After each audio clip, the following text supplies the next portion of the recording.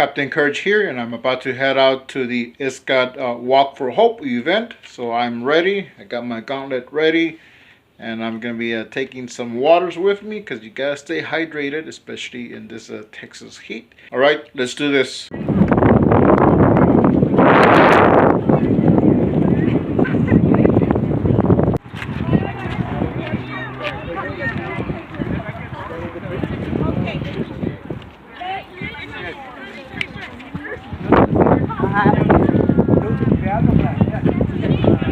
I want to thank Brother Edwin and the I.S.G.O.D team for putting this together.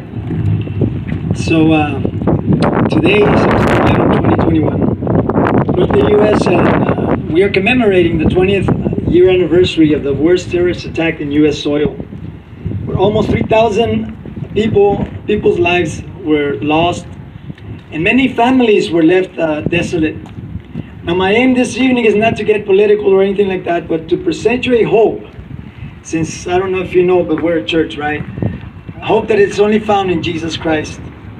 We know that September is Suicide Awareness Month, and many in the U.S. and throughout the world struggle with this particular problem, which is suicide. Maybe you know a family member, maybe you have struggled with this before.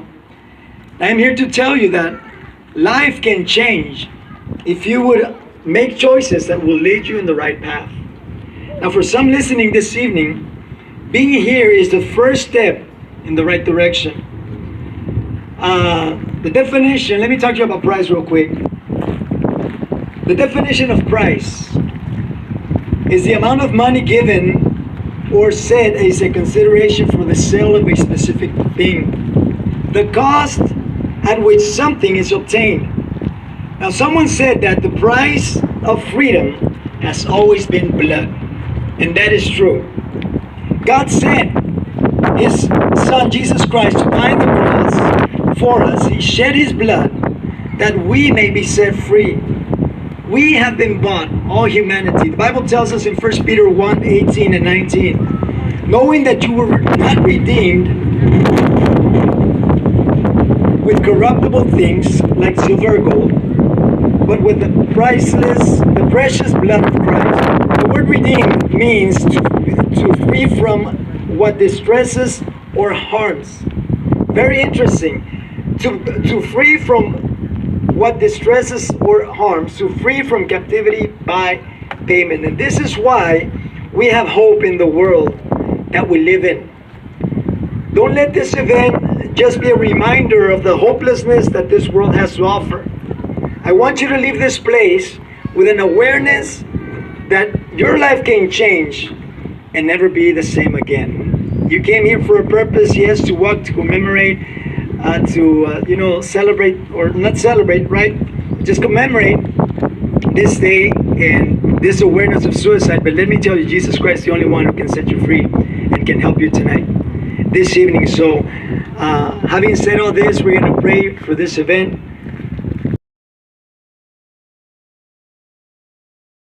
So then,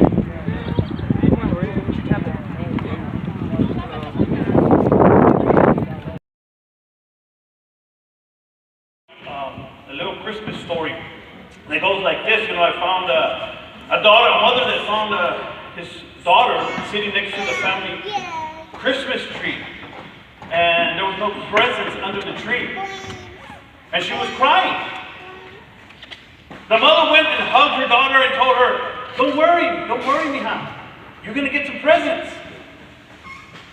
for Christmas, I promise. And the little girl turned to her mother and said, I don't want presents. I want my father.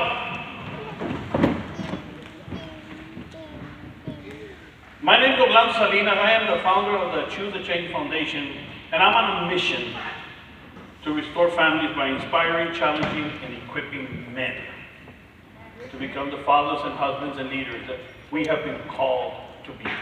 I kept just grinding myself and partying with in and out of relationship with my friends and just trying to be a cool kid. But I could never find that happiness, and I could never share that happiness with my sister. So after many years battling with my depression, I was able to find my peace and through God. And that's why we started our support group, because like many people say, you can find peace through drugs, to prescribed pills, to friends, family. But in my life, I just couldn't find that peace. But once I found peace in this ministry, serving God, like He was able to change my life, and now I'm being a good role model for my younger sister, my younger brother, and I just can tell them that I just can share that happiness and that joy that I wasn't able to share with my other sister, and just be able to change their life before it goes anywhere else. Thank you guys. I had 3 sons. My first one, Princeton undergrad, Stanford Law. I got angry at him because he turned down a job at Goldman Sachs. But I remember September 11th, and remembering how those towers were coming down, and my son would have been there if he had not decided to study law at Stanford. I remember how angry I was at the time. My second son was a year old when my son was at Princeton, and he went to the University of Pennsylvania, was a math major. 21 years old. His name was Nicholas Anthony Moy.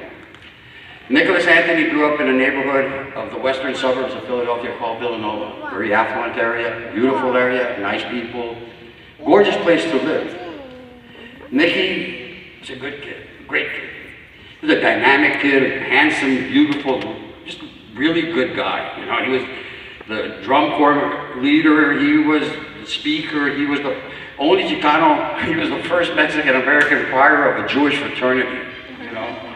It was kind of, you know, he did all kinds of stuff. Well, anyway, Nicky went and fell in love with somebody.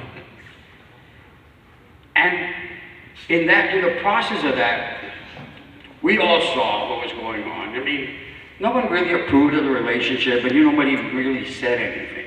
Well, August 31st, 2017, I get home. I was living over on Professional Drive, and I get a phone call from my younger son, Sam. Dad, they haven't seen Nick in a day and a half. So we called a friend who went over to where he lived at the University of Pennsylvania. By the time she got there, the police were away. What had happened was that Nicky committed suicide. But the girlfriend had broken up with him, so he was devastated. Devastated. So what did he do? And he just had a knack for stuff, but he shut down. Why would you shut down and kill yourself for somebody? Let me tell you young kids out there, look, high school kids, teenage kids, junior high kids, no one is worth dying for, okay? When you do that, yes, you end your life. But I really believe that at some point in the process of committing suicide, you want out. You don't want to die. But it gets to the point where you can't turn back. Once you jump off the building, you can't go back up. Once you hang yourself, there comes a point in which basically the anoxia, the lack of oxygen to your brain, shuts your system down. Suicide is the second cause of death from the age of 10 to 25. Only thing greater than that are accidents. We all have reasons why things happen in life, but it's up to you to pick yourself up. No one can make you happy. Happiness comes from inside of you. Strength comes from inside of you. Determination is from you. Love has to come from you. Love yourself just like you love everyone else, or you claim you do. But you never, ever take your own life. Good night. Thanks. Captain Courage here. I'm wearing the old Captain Courage helmet. I am officially retiring it today. I'm actually going to give it away today to one of the kids here at church, because they're fans of Captain Courage and they like the helmet. And we made a deal. So hey, you do your chores. Your dad says it's fine. You get this helmet. So I'm gonna give this today, but I wanted to put this at the end of this video. So this is it. Thanks for watching this video. We'll see you next time. Stay courageous.